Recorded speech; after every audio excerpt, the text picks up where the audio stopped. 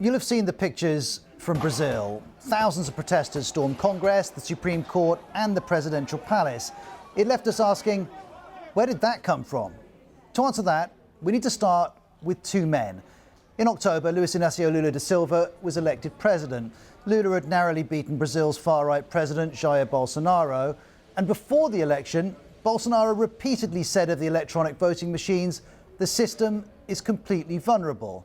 And after he'd lost, he and some of his supporters questioned the result.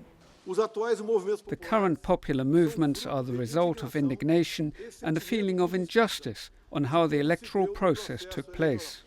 There's no evidence of fraud, but disinformation about this election has persisted.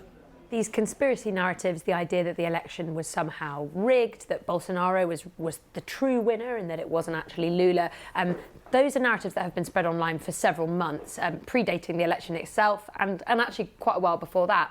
And in November, these ideas were tested in court. A challenge by Bolsonaro's party was rejected by Brazil's electoral authorities. But some of his supporters continued to protest. They called for the military to intervene. And they've turned to violence. When Lula's win was certified by electoral courts, they torched buses in Brasilia and tried to storm the federal police headquarters. On Christmas Eve, police unveiled a bomb plot near the Brasilia airport. As for Bolsonaro, in late December, he left Brazil and headed to Florida. We've seen him there. It's thought he's based in Orlando. And after this weekend's riots, he tweeted that the invasion of government buildings crossed the line. Lula, though, accuses him of encouraging this. And the sense of grievance held by both camps runs deep. Lula was president from 2003 to 2010. He was Brazil's first working-class president. He pursued policies that lifted millions out of poverty. And in 2009, the then US President Barack Obama called him the most popular politician on earth. But Lula would go from that to prison. In 2017, he was convicted of corruption and banned from standing for president. His lawyers said he'd been subject to a politically motivated investigation.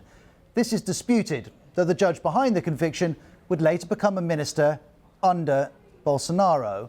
Lula would serve 580 days in prison until his conviction was annulled.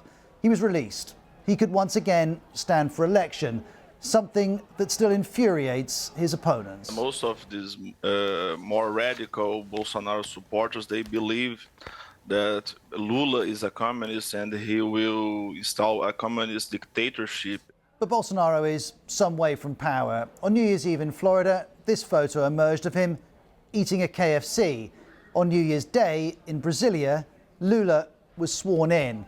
A week after that, we saw this, the storming of Congress. Tensions years in the making had burst into full view, just as they did in different ways at the US Capitol 2 years ago. I think in many ways, oddly enough, the United States and now Brazil are somewhat bellwethers of the very modern challenges democracy faces globally. And the message from the Brazilian rioters is a familiar one. We want new elections, clean ballot boxes. We don't believe that this election was democratic. There are several indications that there was fraud, that there was corruption.